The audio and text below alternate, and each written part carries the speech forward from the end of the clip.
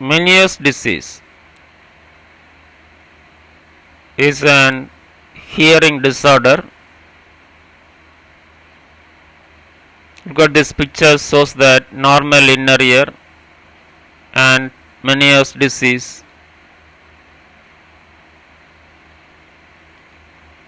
MRI findings. Look at this.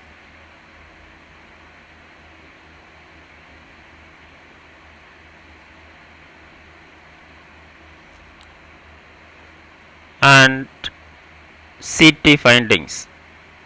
Detail going on. Introduction. Meniere's disease is a chronic disorder of the inner ear that affects balance and hearing.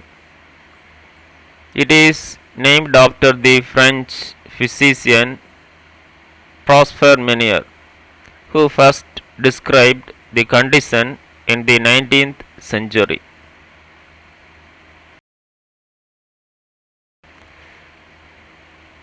The disease is characterized by episodes of vertigo, tinnitus, a sensation of fullness in the ear, and fluctuating hearing loss. These symptoms result from abnormal fluid accumulation in the inner ear, specifically in the endolymphatic sac and duct.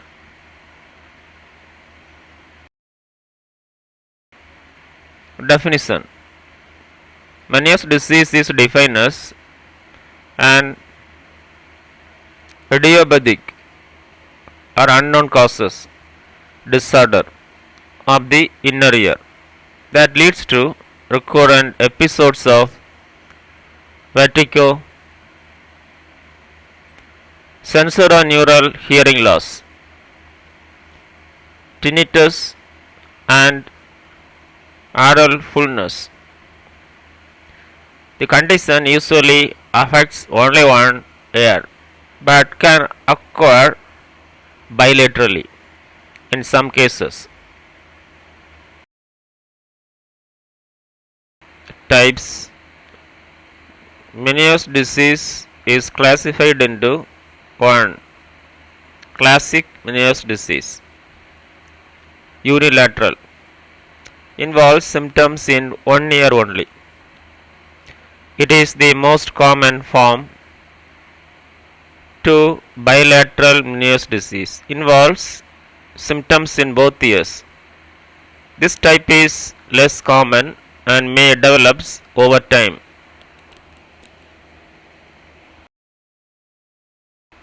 Causes. This exact cause of Meniere's disease is not fully understood, but several theories and factors may contribute to development. 1. Endolymphatic hydrops. Excess fluid in the inner ear disturbs the normal balance and hearing functions. 2. Genetics. A hereditary predisposition may exist in some cases.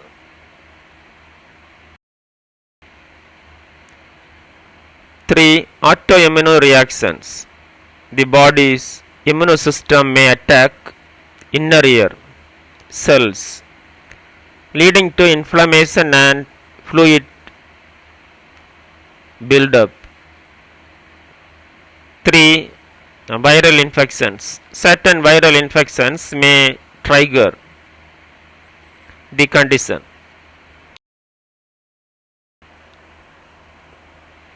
5. Allergies. Allergic reactions may contribute to inner ear inflammation and fluid imbalance. 6. Trauma or injuries. Head injury can sometimes lead to development of Meniere's disease. Risk factors. Several factors can increase the likelihood of developing Meniere's disease. 1. Age. Most commonly affects adults between 40 to 60 years of age. Second, family history. A family history of the disease may increase the risk. 3. Autoimmune disorders. Individuals with autoimmune diseases are at high risk.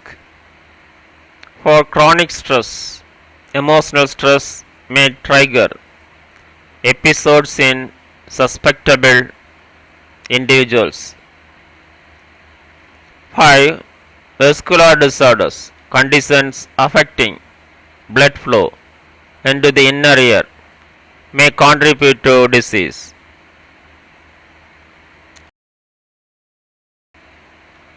Complications. If untreated or poorly managed, Meniere's disease can lead to several complications. 1. Permanent hearing loss. Progressive damage to the inner ear can result in reversible hearing loss. 2. Chronic vertigo. Persistent vertigo can significantly impair daily functioning and quality of life.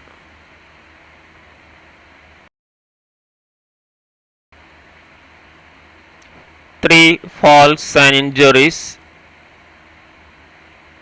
Severe vertigo episodes can lead to fall and related injuries. 4. Psychological impact. Anxiety, depression, and social isolation may occur due to the unpredictable nature of the disease. 5. Fatigue. The chronic nature of symptom can lead to physical and emotional exhaustion. Pathophysiology. Meniere's disease primarily involves the inner ear structures, including the cochlea and the vestibular system.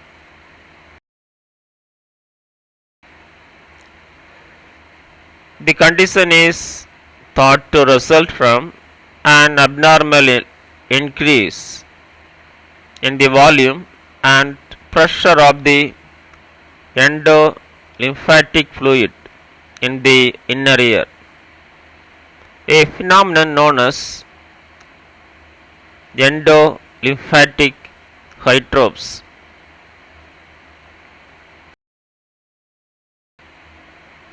This increased fluid pressure distorts the inner ear structures, leading to the characteristic symptoms of the disease.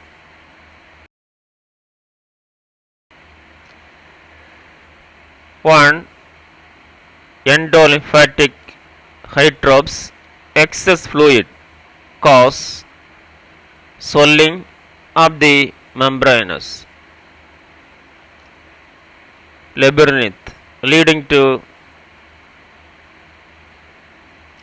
intermittent dysfunction of the cochlea and vestibular system.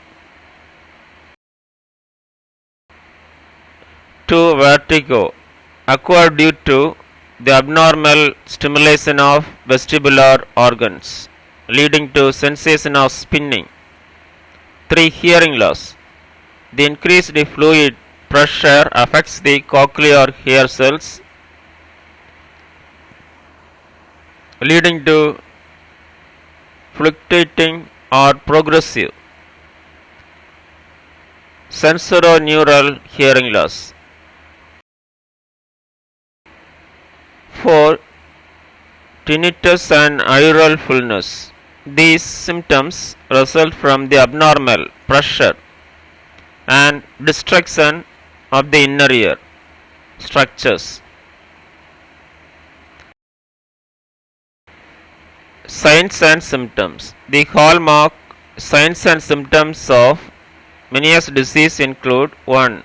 Vertigo, recurrent episodes of severe dizziness or spinning sensation lasting minutes to hours. 2. Tinnitus, persistent ringing, buzzing, or rattling noise in the affected ear. 3. Hearing loss, fluctuating hearing loss, primarily in the lower frequency range, which may become prominent over time. 4. Aural fullness, a sensation of pressure or fullness in the affected ear. 5. Nausea and vomiting. Affects accompany vertigo episodes due to disturbance in the balance. Diagnosis. Diagnosis of Meniere's disease involves a combination of clinical assessment, patient history, and specialized test. 1. Audiometry, hearing test to assess sensory neural hearing loss, particularly in low frequencies. 3. Electrocochleography measures the electrical potentials generated in the inner ear in response to sound to assess endolymphatic hydrops. 3. Vestibular testing. Tests such as the caloric test, vestibular evoking myogenic potentials, and rotary chair testing to evaluate balance functions. 4. MRI, CT scans used to rule out other causes of symptoms such as tumors or structural abnormalities. 5. Medical history. A detailed history of symptoms including frequency, duration, and severity of episodes. Nursing diagnosis. Nursing diagnosis for patients with Meniere's disease may include 1. Risk for injury related to vertigo and loss of balance. 2. Impaired physical mobility due to episodes of vertigo.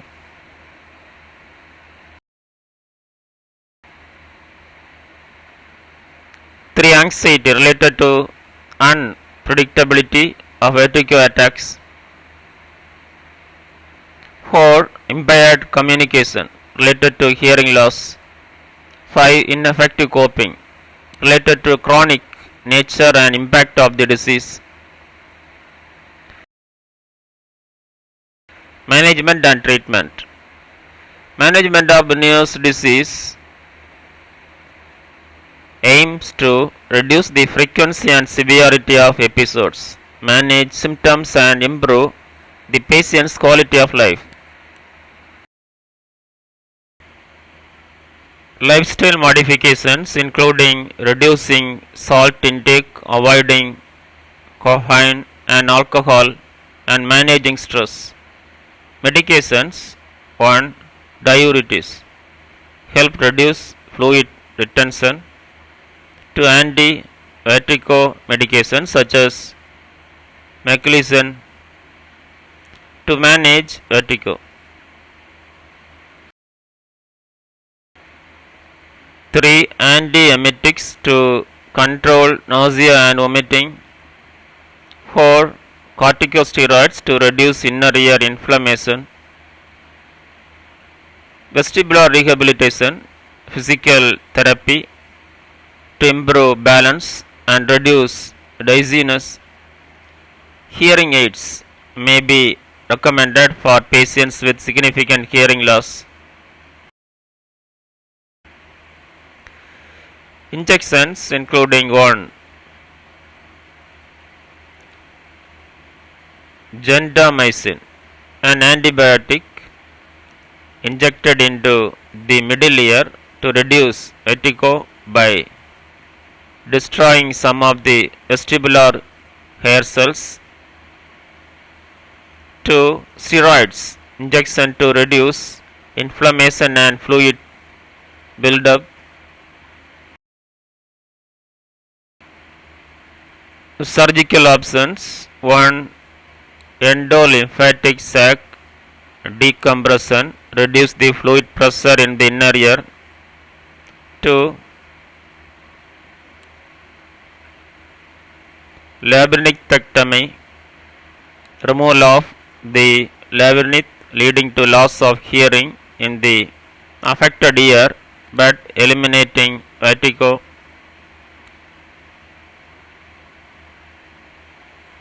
3. Vestibular nerve section, cutting the vestibular nerve to prevent vertigo while preserving hearing.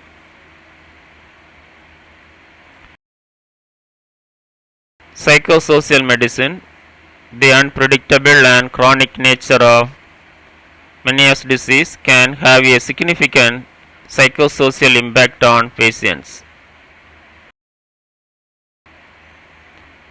1. Support groups, connecting with others who have the condition can provide emotional support and coping strategies. 2. Counseling and therapy helps manage anxiety, depression and stress related to the disease.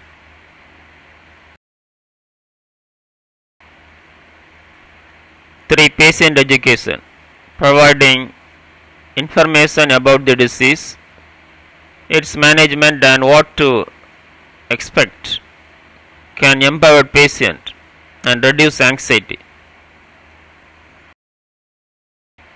Prevention, while there is no known way to prevent Meniere's disease, certain lifestyle changes may help reduce the frequency and severity of episodes. 1. Dietary modifications, low sodium diet, avoiding caffeine, alcohol and tobacco. 2. Stress management, techniques such as relaxation exercises, meditation and regular physical activity. 3. Regular follow-up, routine checkups with healthcare providers to monitor symptoms and adjust treatment as needed. In conclusion, Meniere's disease is a complex chronic condition that requires a multi-factored approach to manage. While there is no cure, with proper treatment and lifestyle modifications,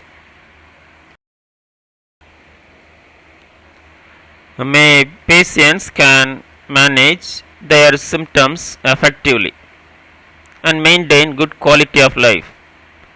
Early diagnosis and interventions are crucial in preventing complications and improving long-term outcomes.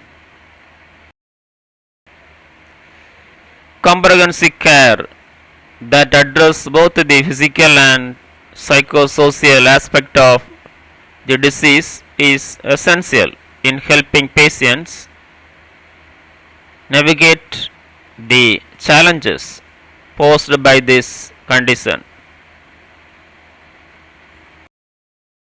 Thank you. Have a nice day.